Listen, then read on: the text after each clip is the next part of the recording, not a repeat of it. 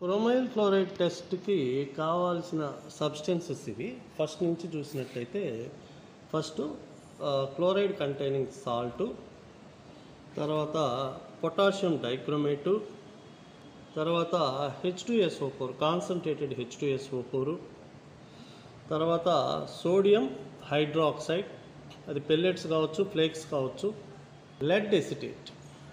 So ఇవి మనకి టెస్ట్కి కావాల్సిన కెమికల్స్. ఆపరేచర్స్కి వచ్చేటప్పటికి బర్నరు. ఈ క్రోమైల్ ఫ్లోరైడ్ టెస్ట్ని ఎలా చేస్తామంటే, కొద్దిగా శాంపిల్ అంటే సాల్ట్ని టెస్ట్ ట్యూబ్లోకి తీసుకుంటాం. దానికి కొద్దిగా పొటాషియం డైక్రోమేట్ యాడ్ చేస్తాం.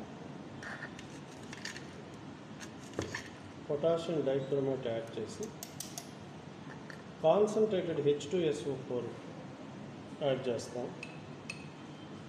కాన్సంట్రేటెడ్ H2SO4 యాడ్ చేసి హీట్ చేస్తే రెడ్డిష్ బ్రౌన్ వేపర్స్ వస్తాయి. ఆ వేపర్స్ని క్రోమైల్ ఫ్లోరైడ్ వేపర్స్ అంటాం. మనం యాడ్ చేసింది ఏంటి?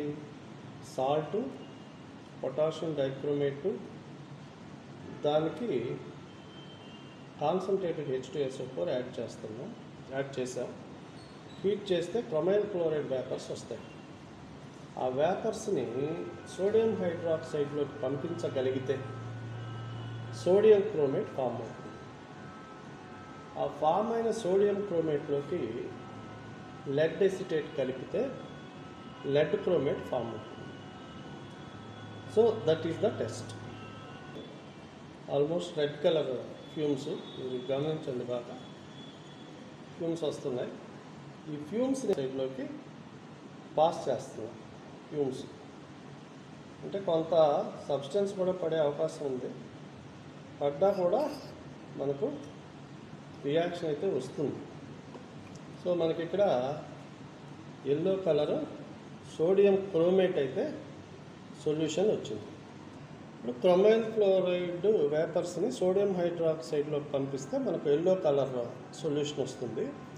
ఇది సోడియం క్రోమేట్. ఇది దీనికి లెడ్ ఎసిటేట్ని యాడ్ చేస్తే లెడ్ క్రోమేట్ వస్తుంది. Okay, that is the final confirmation of presence of chloride in given salt. Okay, దీన్నే మనం క్రోమైల్ ఫ్లోరైడ్ టెస్ట్ అంటాం. Let us see what will happen. So చూడండి, ఇది yellow colour lead chromate precipitate. Yellow colour lead chromate precipitate. దీన్ని chromyl fluoride test అంటారు.